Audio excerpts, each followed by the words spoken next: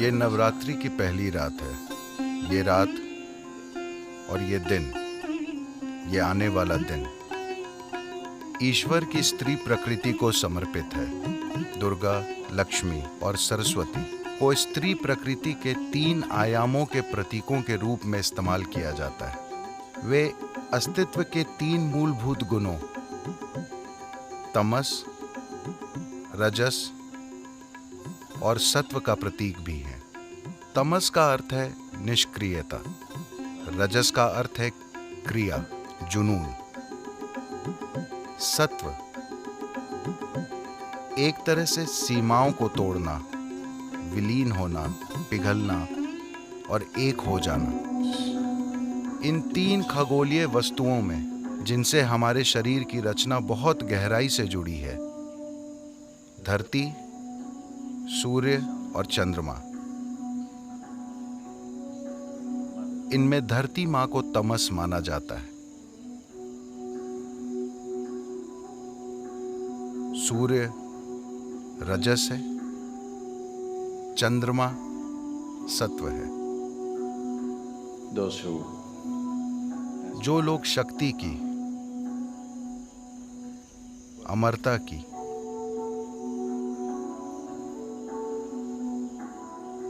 ताकत की इच्छा करते हैं, वे स्त्री प्रकृति के उन रूपों की पूजा करते हैं जिन्हें तमस कहा जाता है, जैसे काली या धरती माता। जो लोग धन दौलत की, जुनून की, जीवन की और भौतिक दुनिया के तमाम दूसरे उपहारों की इच्छा करते हैं, वे कुदरती तौर पर स्त्री प्रकृति के उस रूप की कामना करते हैं जिसे लक्ष्मी कहा जाता है या सूर्य।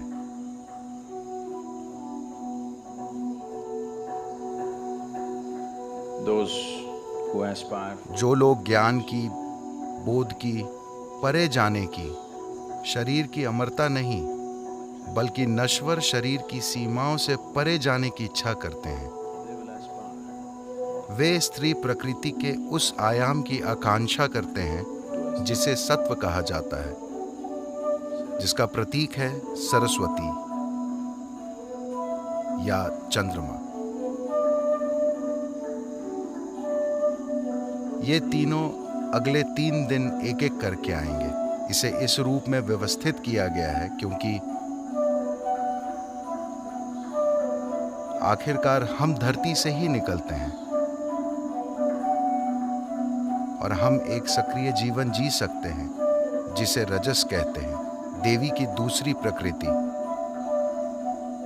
तीसरा, आपके रास्ते में आ भी सकता है और नहीं भी। अगर आपको उन्हें अपने अंदर लाना है तो आपको प्रयास करना होगा, वरना वो आपके अंदर नहीं उतरेंगी। जिन लोगों को ये नहीं पता, लिंग भैरवी की प्राण प्रतिष्ठा 3 मूलभूत चक्रों के साथ की गई है। ध्यान लिंग में 7 चक्र हैं। She has only 3 chakras. उनमें सिर्फ 3 चक्र हैं जो तमस, रजस और सत्व के 3 आयामों का प्रतीक है।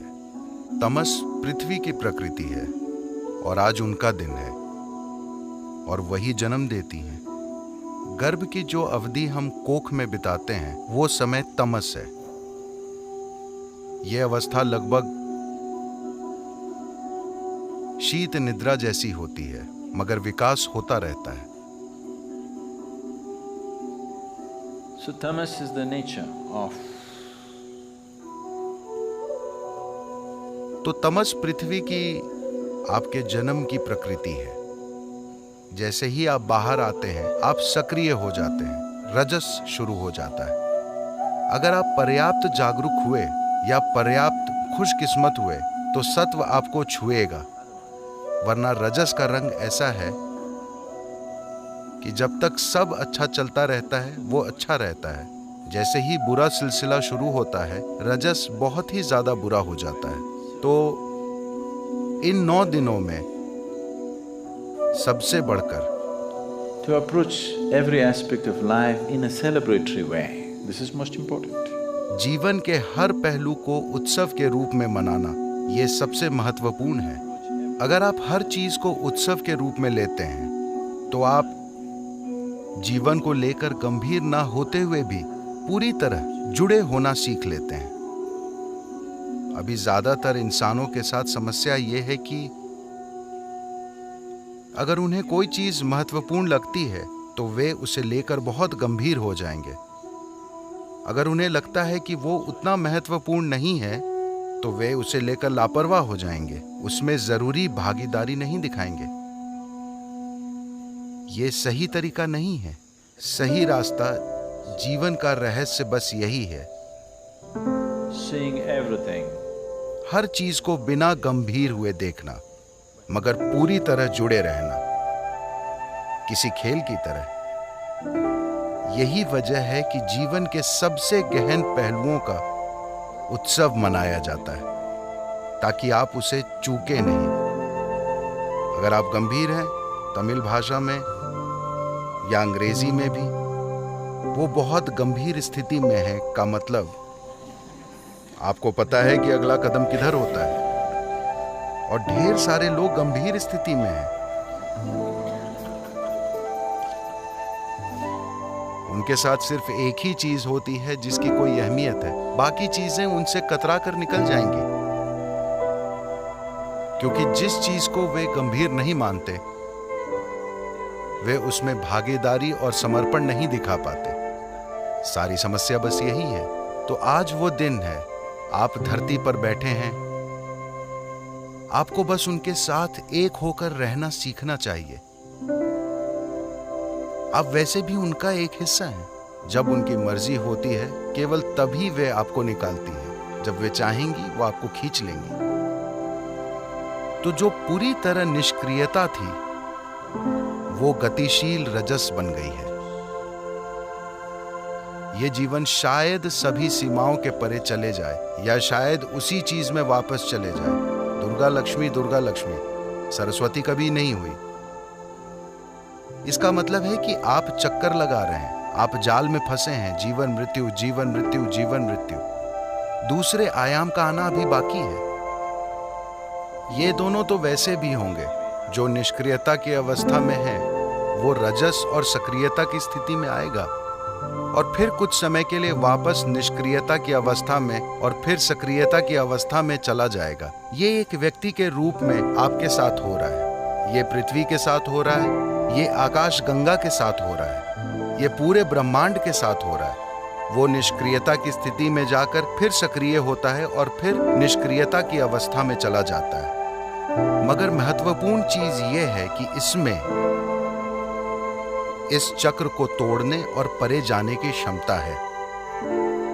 तो देवी के इन 3 आयामों की भैरवी या लिंग भैरवी के रूप में प्रतिष्ठा की गई है।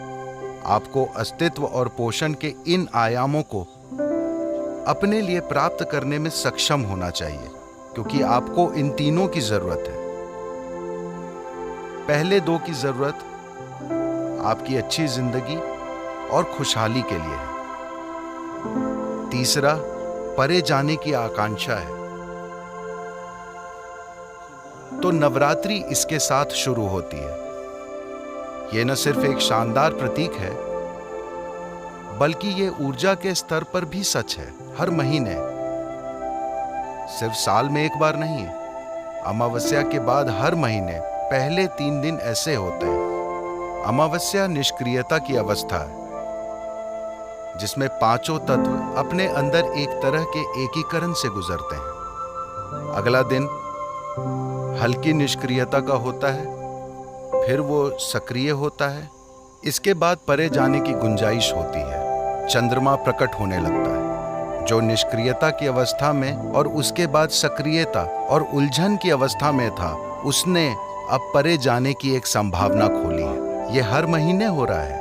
ये महीना कुछ अधिक स्पष्ट होता है क्योंकि ये अमावस्या साल की दूसरी अमावस्याओं से अधिक स्पष्ट थी। सभी 12 या कभी-कभी 13 अमावस्याओं में से ये सबसे शक्तिशाली होती है। नवरात्रि का आनंद लें और उसका लाभ उठाएं। प्रकृति हमें जो छोटे छोटे सहारे देती है उनका लाभ उठाना अच्छी बात है। अपनी खुद की शक्ति के साथ आगे बढ़ना असंभव नहीं है, लेकिन ज्यादा लोग ऐसा नहीं कर पाए हैं, बस इतना ही। तो इन 9 दिनों का लाभ उठाएं